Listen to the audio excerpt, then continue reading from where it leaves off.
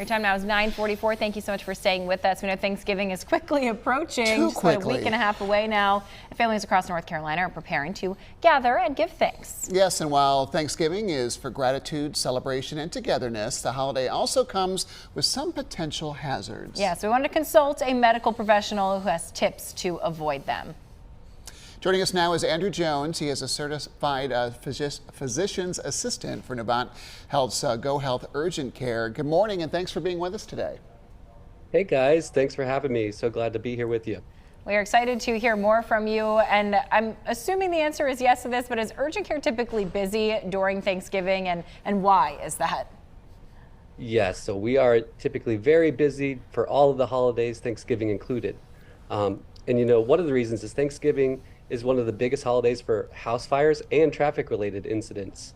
More people are going to be on the road traveling to visit their families, and there's going to be more people in the kitchen as well. Then when you add in food-related illness and household injuries, your local emergency departments and urgent cares are going to be very busy. I didn't consider the traffic aspect of this, but it's driving. true. There's a lot of people on the roadways, so yeah, you got to be really careful getting to your destination. But Andrew, getting back in the kitchen, let's get into some tips about how you're preparing food.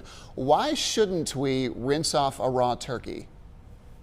You know, it may seem logical that rinsing off a turkey would wash away some of that harmful bacteria that we hear about, but it actually can cause more illness by spreading contaminated droplets around the sink, around your prep areas, sometimes onto utensils, or even onto nearby food, and that can make you ill.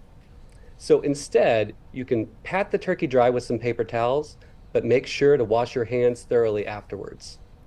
Important tip, yeah, for sure. I think that makes sense. Now, there's a lot of different dishes that people are probably managing over the course of those several hours. Maybe they're going to grab a quick tray and they burn themselves pulling something out of the oven. I feel like this happens at least once in every household. What is the proper way to treat a cooking burn? Sure, yeah, and as you mentioned, many of us from personal experience know that burns are common in the Thanksgiving kitchen, but not everyone knows how to care for them. So the first step is always to rinse that burned area under lukewarm or cool water for about 10 to 15 minutes.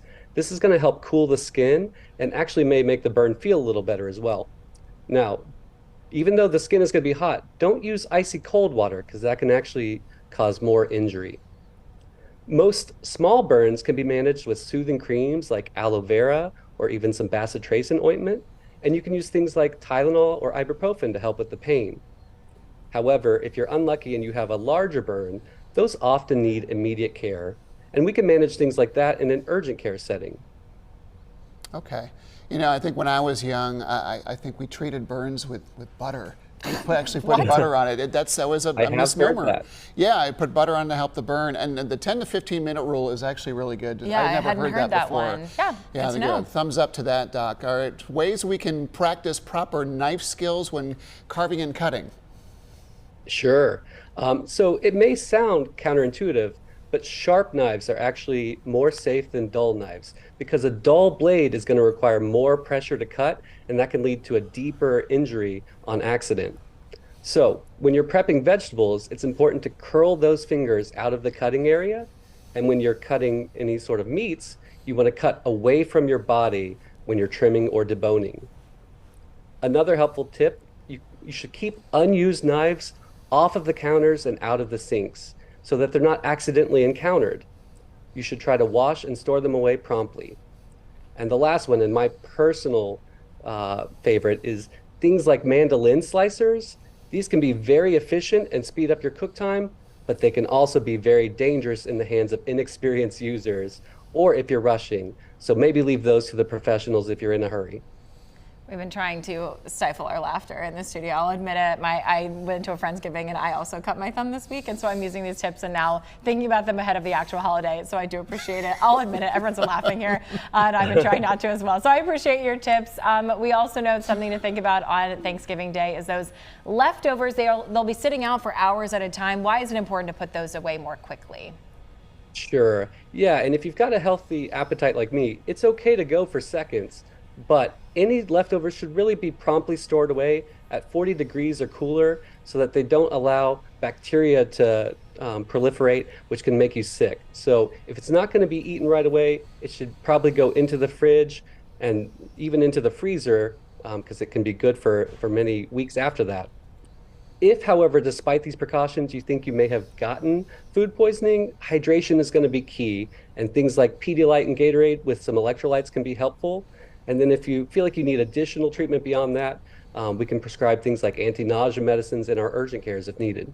Okay. Pedialyte. Never would have thought that too. Yeah. Okay.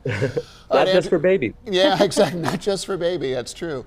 All right. So we're moving into the cold season, cold and flu season. What are your recommendations for protocols for large gatherings? Sure. I think the last few years, everything has kind of been turned on its head, but we're starting to get a little bit of a rhythm here with these holidays. But we can't let our guard down. COVID is still active and flu is on the rise as well. So things that you might consider having your family members test with an at-home COVID test in advance of the event. These are available at most pharmacies. And another important thing is if you're not feeling well, sometimes the best thing to do is stay at home. I know no one wants to miss out, but sometimes that's the best thing you can do to protect your loved ones. And even if you are feeling well, hand hygiene is still very important. So you should wash with soap and water anytime before or after touching your face, or if you're going to be prepping food, before you eat your meal, or after using the restroom. Do you have any recommendations about how you prep your kitchen before you start this whole process? You got people coming in and out. Any good cleaning protocols? So, I think for me in my kitchen, it's a lot of, antibacterial wipe downs, making sure that everything is stored away that's not going to be used quickly, and just overall washing those hands really frequently. All right, great tips from you. Thank you so much, Andrew, and happy Thanksgiving. We will have this entire segment posted on tryitcw.com later, but to learn more about Novant Health's urgent care services, you can go to their website. You see there on your screen now, gohealthuc.com/Novant.